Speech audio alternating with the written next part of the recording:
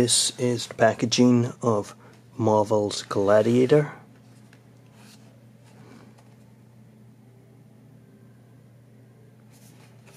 This is the card art on the side.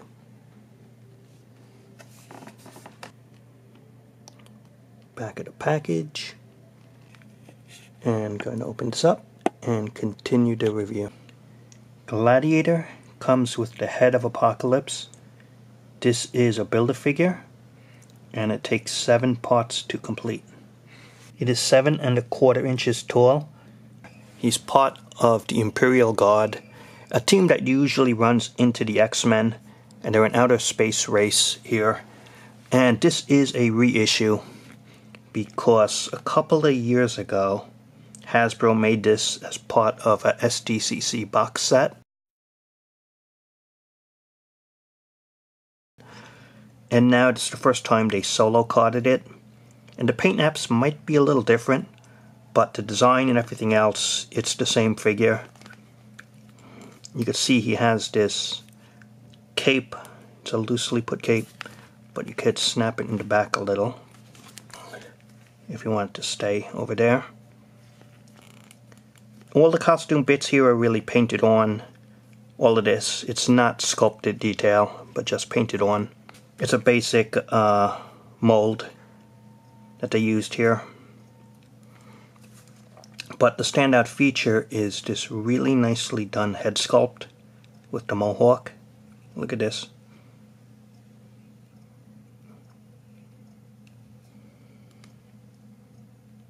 Serious expression.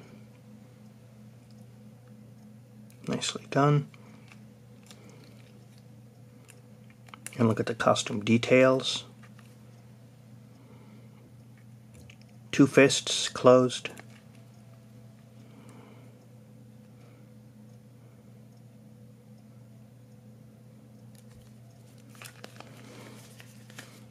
Show this again.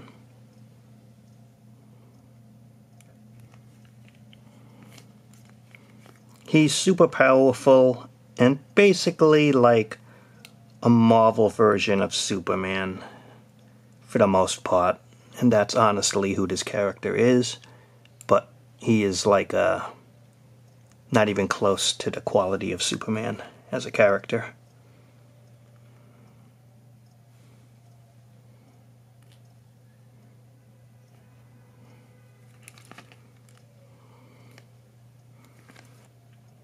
The head is on a ball joint. Not too much downrange or up, from side to side. Ball jointed shoulder area, in out, up down, swivel bicep, double elbow articulation, and the wrist you can't spin it and go in or out. Upper torso articulation, and swivel waist. The cape design really does not get in the way of the articulation. So that's a good point to know. The hips on a ball joint, side to side, up and down, swivel thighs, and double knees, and the calf articulation, and the ankles on a ball joint, up, down, to the sides. So that's Marvel's Gladiator, and I'm going to give my final thoughts about it in a moment. So overall, what do I think of Marvel's Gladiator? He's part of the Imperial Guard, which is a space race set of beings in the Marvel Universe. Gladiator here is a mixed bag because first, it is a reissue from an SDCC exclusive a couple of years ago. Just the paint apps are a little different, so people might already have this action figure. But if you wanted to complete the Build-A-Figure wave for Apocalypse, you need this figure. So that's one issue with the figure.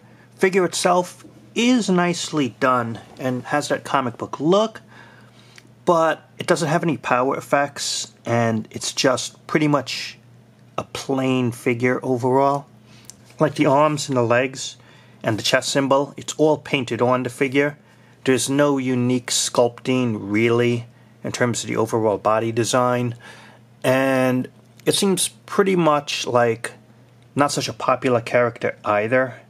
So this is really a middle-of-the-road figure. And I would say as far as the Apocalypse Wave goes, it's probably the weakest figure in the set in terms of collectability and people wanting the character. Again, because it's a reissue and it's been out before. But if you don't have the figure and you follow the X-Men comics, it's a pretty good addition. But I wouldn't say it's the best choice overall. It's just middle of the road is my final review on it. But again, if you need to build a figure part, or you're collecting it to complete it, then you need the figure. And so that's the review, and thanks for watching.